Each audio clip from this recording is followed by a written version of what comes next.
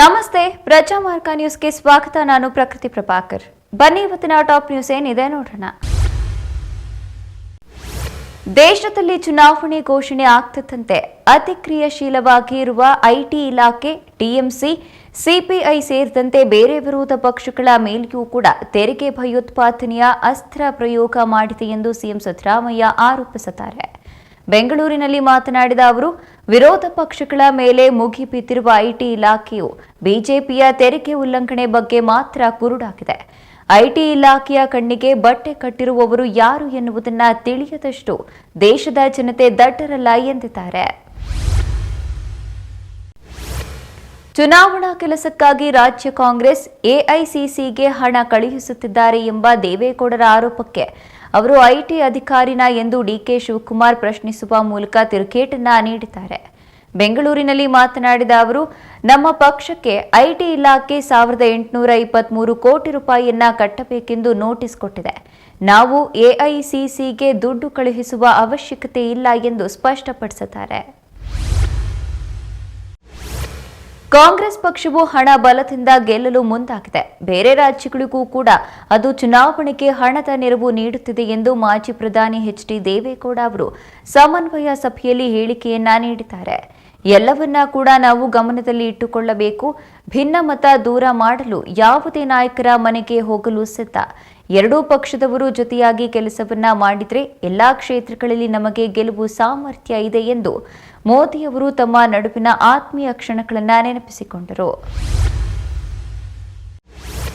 ವಿಧಾನ ಪರಿಷತ್ ಮಾಜಿ ಸದಸ್ಯೆ ತೇಜಸ್ವಿನಿ ಗೌಡ ಬಿಜೆಪಿ ಪ್ರಾಥಮಿಕ ಸದಸ್ಯತ್ವಕ್ಕೆ ರಾಜೀನಾಮೆಯನ್ನ ನೀಡಿ ಕಾಂಗ್ರೆಸ್ ಸೇರ್ಪಡೆಯಾಗುವ ಮೂಲಕ ಘರ ವಾಪಸಿ ಮಾಡಿದ್ದಾರೆ.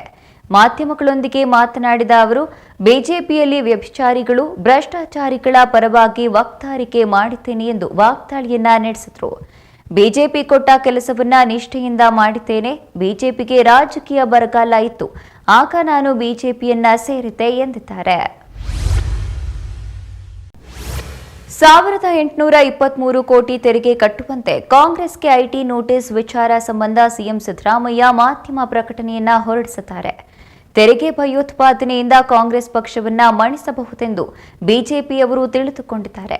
ಅದು ಭ್ರಮೆ ಎಂದು ಮಾಧ್ಯಮ ಪ್ರಕಟಣೆ ಮೂಲಕ ಬಿಜೆಪಿ ವಿರುದ್ಧ ಸಿಎಂ ಸಿದ್ದರಾಮಯ್ಯ ಕಿಡಿಕಾರಿದ್ದಾರೆ. ಸೋಲಿನ ಭೀತಿಯಲ್ಲಿರುವ ಬಿಜೆಪಿ ಐಟಿ, ಇಡಿ, ಸಿಬಿಐ ಸ್ವಾಯತ್ತ ಸಂಸ್ಥೆಗಳನ್ನು ದುರ್ಬಳಕೆ ಮಾಡಿಕೊಂಡು ಕಾಂಗ್ರೆಸ್ ಹಣಿಯಲು ಹೊರಟಿದ್ದಾರೆ ಎಂದರು. ಕೆಪಿಎಸ್ಸಿಯಲ್ಲಿ ನೇಮಕಾತಿ ಆಯ್ಕೆ ಪಟ್ಟಿಯ ನಾಮಪತ್ತೆಯಾಗಿದ್ದು, ಕೆಪಿಎಸ್ಸಿ ಅಧಿಕಾರಿ ವಿಧಾನಸೌಧ ಪೊಲೀಸ್ ಠಾಣೆಯಲ್ಲಿ ಪ್ರಕರಣವನ್ನ ದಾಖಲಿಸಿದ್ದಾರೆ. ಪೊಲೀಸರು ಎಫ್ಐಆರ್ ದಾಖಲಿಸಿ ತನಿಖೆಯನ್ನ ಕೈಗೆತ್ತಿಕೊಂಡಿದ್ದಾರೆ. ಇನ್ನು ಕರ್ನಾಟಕ ಲೋಕಸೇವಾ ಆಯೋಗದಲ್ಲಿ ಕೊಳಗೇರಿ ಅಭಿವೃದ್ಧಿ ಮಂಡಳಿಯ ಕಿರಿಯ ಇಂಜಿನಿಯರ್ ನೇಮಕಾತಿ ಆಯ್ಕೆ ಪಟ್ಟಿಯ ಕಡತವೇ ನಾಪತ್ತೆಯಾಗಿದೆ. ಜನವರಿ 22ರಂದು ಕಾರ್ಯದರ್ಶಿಯವರ ಶಾಖೆಯಿಂದ ಕಡತ ಸ್ವೀಕಾರವನ್ನ ಮಾಡಲಾಯಿತು. ಆ ಬಳಿಕ ಕಡತ ನಾಪತ್ತೆ ಎಂದು ದೂರನ್ನ ದಾಖಲಿಸಲಾಗಿದೆ. ಕರ್ನಾಟಕ ಕಾರ್ಯನಿರತ ಪತ್ರಕರ್ತರ ಸಂಘವು ಕೆಯುಡಬ್ಲ್ಯೂಜೆ ದತ್ತಿ ಪ್ರಶಸ್ತಿಗಳನ್ನು ಪ್ರಕಟಿಸಿದ್ದು, 25 ಪತ್ರಕರ್ತರು ಆಯ್ಕೆಯಾಗಿದ್ದಾರೆ. ಪ್ರಶಸ್ತಿಗಳು ತಲಾ 5,000 ನಗದು ಒಳಗೊಂಡಿತ್ತು. ಚಿತ್ರದುರ್ಗದಲ್ಲಿ ಏಪ್ರಿಲ್ 1ರಂದು ನಡೆಯಲಿರುವ ಕಾರ್ಯಕ್ರಮದಲ್ಲಿ ದತ್ತಿ ಪ್ರಶಸ್ತಿಗಳನ್ನು ಪ್ರದಾನ ಮಾಡಲಾಗುವುದು ಎಂದು ಸಂಘದ ಅಧ್ಯಕ್ಷ ಶಿವಾನಂದ್ ತಗಡೂರು ಪ್ರಕಟಣೆಯಲ್ಲಿ ತಿಳಿಸಿದ್ದಾರೆ.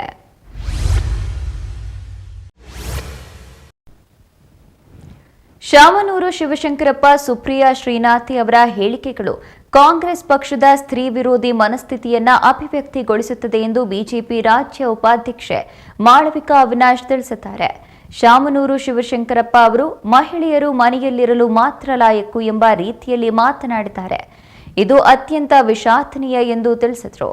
ಇನ್ನು ಶಾಮನೂರು ಅವರ ಪಕ್ಷದ ಅಧ್ಯಕ್ಷೆ ಸ್ವತಃ ಒಬ್ಬ ಮಹಿಳೆ.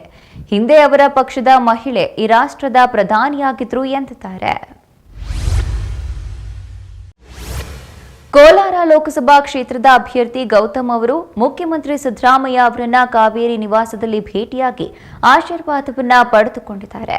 ಇನ್ನು ಈ ಸಂದರ್ಭದಲ್ಲಿ ಮುಖ್ಯಮಂತ್ರಿಗಳು ಹಾರೈಸಿದ್ದು, ಕೋಲಾರ ಲೋಕಸಭಾ ಕ್ಷೇತ್ರದಲ್ಲಿ ಜನರ ಅಭಿಪ್ರಾಯ, ಒಲವು ಕಾಂಗ್ರೆಸ್ ಪರವಾಗಿದೆ.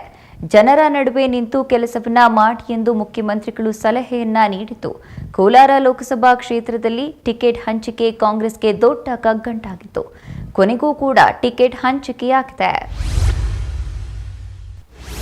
ಯುವರಾಜ್ ಕುಮಾರ್ನ ಮೊದಲ ಸಿನಿಮಾ ಯುವಾಗೆ ಅಭಿಮಾನಿಗಳಿಂದ ಅದ್ದೂರಿ ಸ್ವಾಗತ ಸಿಕ್ಕಿತ್ತು. ನಿನ್ನೆ ಯುವ ಸಿನಿಮಾ ರಿಲೀಸ್ ಆಗಿದ್ದು 2ನೇ ದಿನವೂ ಕೂಡ ಉತ್ತಮ ಪ್ರತಿಕ್ರಿಯೆಯನ್ನ ಪಡೆದುಕೊಳ್ತಿದೆ.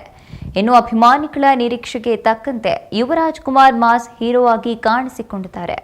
ಮೊದಲ ಅರ್ಧ ಪೂರ್ತಿ ಆವರಿಸಿರುವ ಫೈಟು, ಆಕರ್ಷಕ ಡ್ಯಾನ್ಸ್, ರಫ್ ಅಂಡ್ ಟಫ್ ನೋಟ, ಆಂಗ್ರಿ ಯಂಗ್ ಮ್ಯಾನ್ ಲುಕ್, ಬಡವರ ಬಂಧು ಗುಣ ಎಲ್ಲವೂ ಸೇರಿ ಯುವರಾಜ್ ಕುಮಾರ್ ಎಂಟ್ರಿಯನ್ನ ಅದ್ದೂರಿಯಾಗಿಸಿದೆ.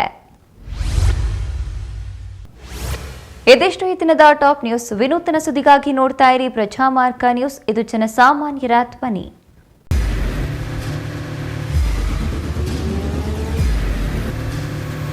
ಪ್ರಜಾಮಾರ್ಗ ನ್ಯೂಸ್, ಇದು ಜನಸಾಮಾನ್ಯರ ಧ್ವನಿ. ನಮಸ್ಕಾರ. ನೀವು ನೋಡ್ತಾ ಇದ್ದೀರಾ ಪ್ರಜಾಮಾರ್ಗ ನ್ಯೂಸ್. ರಾಷ್ಟ್ರದ ರಾಜ್ಯದ ರಾಜಕೀಯದ ಬಗ್ಗೆ ಹೆಚ್ಚಿನ ಸಿನಿಮಾ ಅಪ್ಡೇಟ್ಗಳಿಗಾಗಿ ಫಸ್ಟ್ ಲೈಕ್ ಮಾಡಿ, ಸಬ್ಸ್ಕ್ರೈಬ್ ಆಗಿ, ಹಾಗೆ ಫಾಲೋ ಕೂಡ ಮಾಡಬೇಕು.